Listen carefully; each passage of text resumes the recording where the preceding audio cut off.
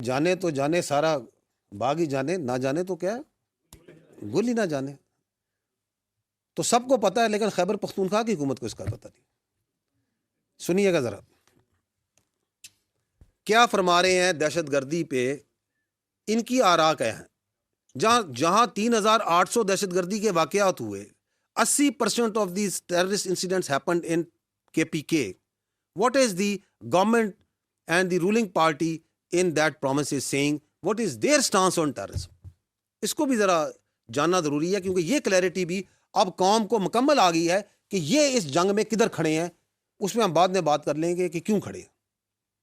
پہلے جان لیں کہ کھڑے کدھر ہیں، کیا کہہ رہے ہیں. دوی چې د دهشتګردي د افغانستان نه کیږي نو د افغانستان سره په بونډر باندې نور ممالک هم دي. رکیے گا دهشتګردي نه کیږي. رکیے گا، رکو، پیچھے کرو، تھوڑا پیچھے کرو. یہ کہہ رہے ہیں یہاں پہ کہ یہ دہشت گردی جو سی ہے افغانستان سے باقی ملکوں میں کیوں نہیں ہو رہی. ابھی آپ نے سنا ہے وہ کہہ رہے ہیں 20 UN کہہ رہی ہے کہ 20 انٹرنیشنل ریجنل ٹیررسٹ آرگنائزیشن وہاں پنپ رہی ہیں. وہ تاجکستان کہہ رہا ہے کہ ہمارے ادھر دہشت گردی کر رہے ہیں. آپ ازبکستان سے پوچھیں وہ بھی یہی کہہ رہا ہے. آپ ایران سے پوچھیں وہ بھی یہی کہہ رہا ہے. آپ پاکستان سے پوچھیں وہ بھی یہی کہہ رہا ہے.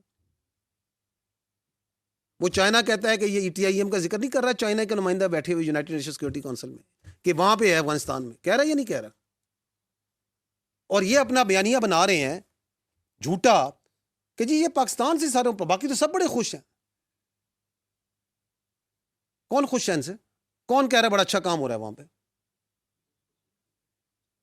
جھوٹ. اس پہ بعد میں آئیں گے کہ کیوں اس طرح کھلم کھلا صاف جھوٹ بولا جا رہا ہے لوگوں کو کنفیوز کرنے کے لیے.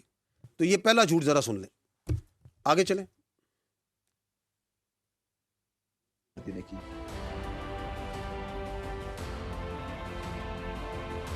معدنیات اور ڈالروں کی پیچھے روکیں جی، روکیں.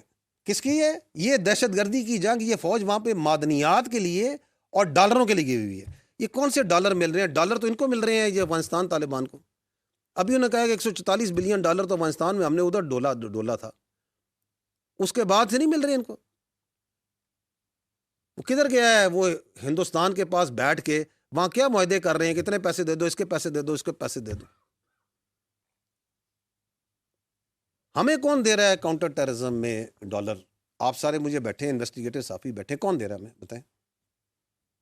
نیم کون دے رہا ہے؟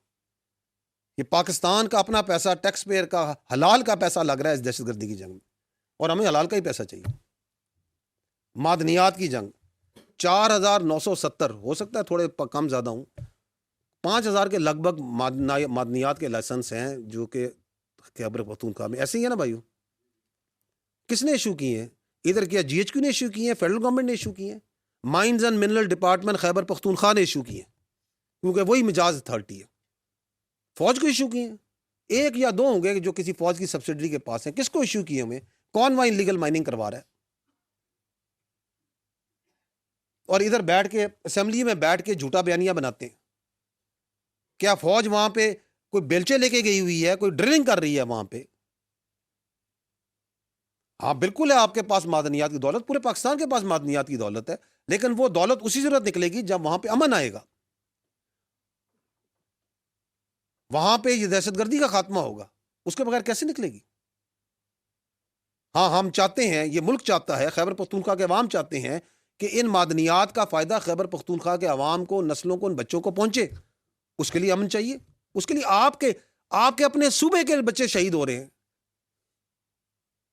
یا نہیں ہو رہے؟ یہ میجر عدیل شہید ابھی جو شہید ہوا ہے کہاں کا تھا؟ ڈیرہ اسماعیل خان کا تھا یا نہیں تھا؟ کتنے جوان اس صوبے کے شہید ہوئے ہیں، اور آپ یہ بول کے ان شہداء کو عزت و تکریم پرووائڈ کر رہے ہیں کہ یہ معدنیات کے لیے اور ڈالروں کے لیے شہید ہو رہے ہیں. کس نے اجازت دی ہے ان کو یہ بات کرنے کی؟ آگے سنیں ان کو. یکسر مسترد کرتا ہوں. آپ نے سوچا کہ ہم باجوڑ میں آپریشن کریں گے، ہم امن میں آپریشن کریں گے، ہم تیرا میں آپریشن کریں گے، ہم کسی آپریشن کو نہیں ہونے دیں گے. یہ ہمارے سارے جو یہاں بیٹھے ہم کسی آپریشن کو نہیں ہونے دیں گے.